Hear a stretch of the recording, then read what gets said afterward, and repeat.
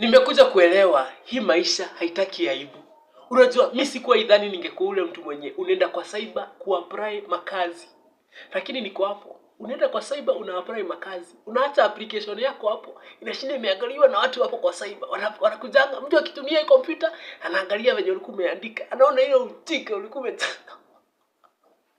So siku nyingine nikaenda nikaangalia, unaangalia application. Sasa unaanza kuangalia tu application twingi. Unajua sasa una-apply kila pahali. Unaendanga uki-apply kila pahali, hujui ni wapi watakuita. Hujui ni wapi wataangalia CV yako waseme I think this is the person we need for our organization. Unaona?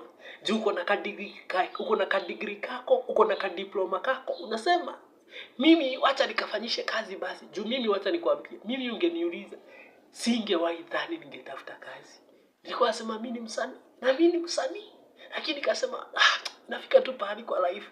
Juu maisha haitaki aibu, inakwambia oya, si utafute kazi before hii ijipe. So unaenda unatafuta kazi. So nikakuwa huyo nimeanza kukuwa huyo mtu. Unaenda kwa cyber, unaanza ka application. So ukiapply majob kitu huambiangu ni usiapply moja. Usiapply kamoja ati uone hii job inakaa mzuri, uko na qualifications, utume uachie hapo. Huapplyingi moja. Una-applyingi zaidi ya 100. Zaidi ya 100. Wakiamua kukuita interview the same day, utaenda yenye utaenda. Lakini una-apply mingi. Ndio wakianza kukuita, wakuite mingi, uitiwe mingi. Sasa ukuwe na kawiki ka interview. Monday interview, Tuesday interview, Wednesday interview. Usiulize nguo utatoa wapi. Interview Monday to Friday. Okay. So siku nyingine nikaangalia application ya Gava. Kuangalia application ya Gava, kwenda kuangalia kwa website, unapata kazi ya mtu wa diploma inapewa ati mtu wa diploma ameandikiwa ati wanataka hiyo kazi wanataka mtu wako na diploma na wako ready kumlipa 8k. Nikajiuliza kwa hii Kenya yenye tuko sahi, kuna mtu wa diploma analipwa 8k Gava na kuna mtu wa degree hana kazi.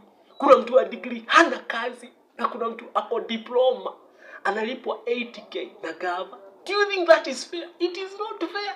Mtu wa diploma atalipwa 80k aje na mtu wa degree hana kazi. Wacha hata sasa wa degree, wa masters hana kazi, wa PhD hana kazi. Lakini unataka kulipa mtu wa diploma 80k. Do you think that is serious? Serikali angalia hiyo kitu. Okay? Halafu kitu ya mwisho ni imagine unaambiwa udrop CV. Of course kuna kwa njia mingi ya kutafuta kazi. Unaambiwa ya kwanza unaweza apply online bila hata kuenda kwenye hiyo kampuni iko. And then ya pili unaweza decide wacha tu nizungushe ma CV. Ya kwanza okay, ya pili inaweza kuwa pia connections. Unaweza amua utatumia anko yako akuangushe, utatumia maybe mzazi wako akusaidie, unaweza tumia jirani wako aende aitupe kwa takataka. Okay? Unaweza peana CV yako ukidhani ati ilienda kutumika, kumbe ilienda kuwasha kajiko pahali. Anyway, hiyo si Kenya nasema. What I'm trying to say ni kuna kuaga na the third strategy ya kuenda sasa kwa kwenye sasa hiyo kampuni iko. Una decide wacha sasa nizungushe ka CV. Na unajua kitambo nilikuwa naambiaga wasichana hivyo. Juu wasichana walikuwa shida kwa mtu anakuitisha pesa na kuambia nitafutie kazi. Unamwambia siende uzungushe tu CV. Mimi sasa hiyo hata sijaizungusha. Lakini nilikuwa nawaambiaga siende uzungushe CV, lakini nayo life ni gani? Inaniambia kuja hapa. Ati ulikuwa unawaambia nini? Ende uzungushe pia wewe. Ende uzungushe pia wewe. So mimi nikachukua ka CV. Una humble tu, hivi na kuhumble. Maisha itaki aibu. Unachukua ka CV kako, unaenda unaanza kukazungusha hivi. By the time unafika hapo, unaangalia mwenye unaachia hiyo CV.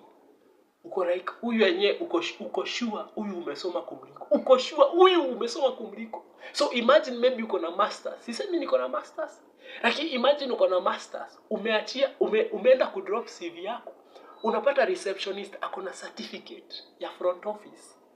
Alafu mwenye kampuni ako na diploma. Hata hakupata degree, ako na diploma. Na hiyo diploma alistruggle kumaliza.